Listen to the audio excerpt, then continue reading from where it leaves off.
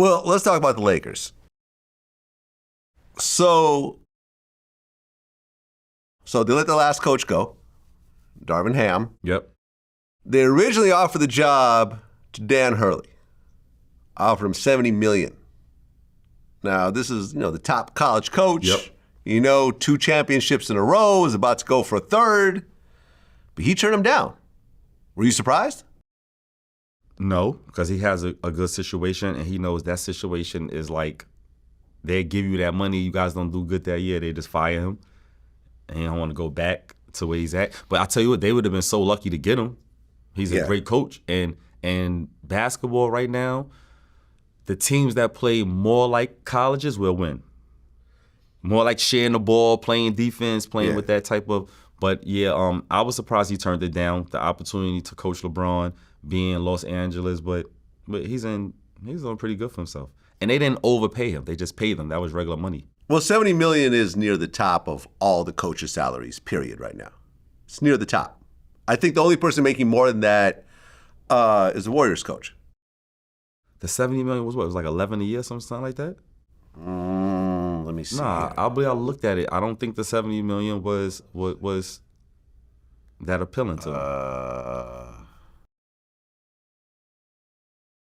Because how many years? Because the comparison was like he just won the championship in Montana. Okay, you're right. 6 years, $70 million. Okay, yeah, you're right. It's a little bit slightly on the low. What's that? That's 11 million. That's 11 million. Yeah, because I think Steve Kerr. Black, my coach of black people, we waking up, right? Because I was thinking like Stephon money used to sound crazy in 1995. He making 11 million when he got that $70 million contract. Yeah, you're right. I'm like, I didn't realize it was 6 years. Yeah, that shit is regular out here for us now. It is regular. It's very regular. 11 million, and you won't get taxed. So how much you bringing home?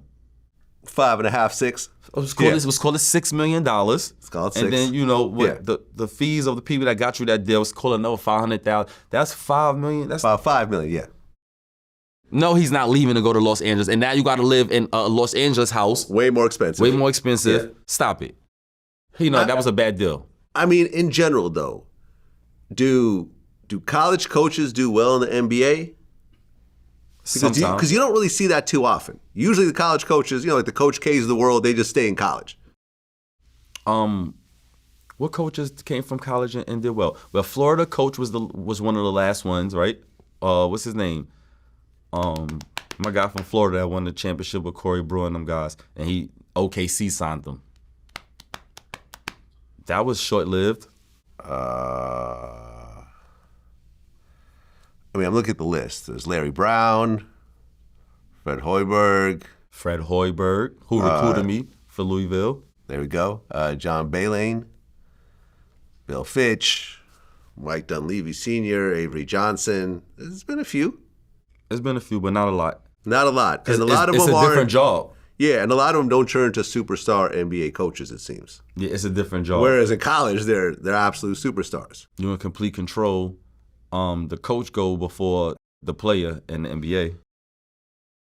In the NBA? Well, it seems like in the NBA, though, like, it's really the superstar players who have more power than the coaches. Yes. Like, you're not going to tell LeBron what to do just because you're the coach. LeBron's going to set the... And Popovich was the last of that type of ilk in the NBA, and Kawhi did that. Yeah. Because Popovich was trying to use his power to shit on Kawhi, and that shit backfired, and Popovich been quiet ever since. He tried to send Kawhi to Toronto, and they tried to make him, they tried to mess his career up. Because you're in college, you got all the control. I mean, of course, you have Phil Jackson. But Phil Jackson's an NBA guy. Dunleavy is an NBA guy. No one's looking at them like it's Pat college Riley, is going there. Yeah, these are NBA guys. But then they closed the deal on JJ Redick. Yep. $32 million over 4 years.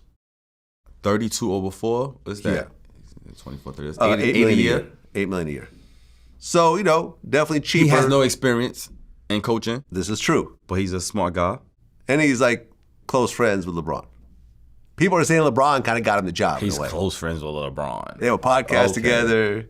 He's perfect for LeBron. Like LeBron loves dudes like him. He loves that ilk of a person. You can tell him what to do. I'm not saying that. You're not? What are you saying? LeBron don't know what I mean by this, but he loves that ilk of a person. And I just mean like in general. Okay. So I think they should do really well together. Yeah. They'll be out there Xing and O's all day.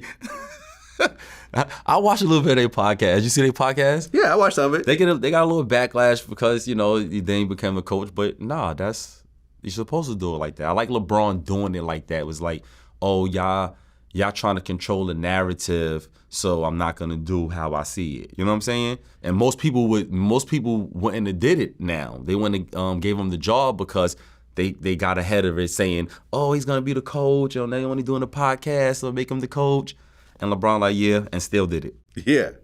Well, I mean, Stephen A. Smith said a lot of black coaches have an issue with the podcast.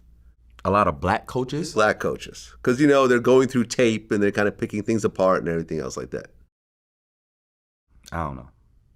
A lot of black coaches? I don't understand what you mean. That's what Stephen A. Smith said. Let me see if I can pull it up, the actual quote. Man, it's coaching. JJ Redick's a player. This is not a black and white that's not a black and white type of thing.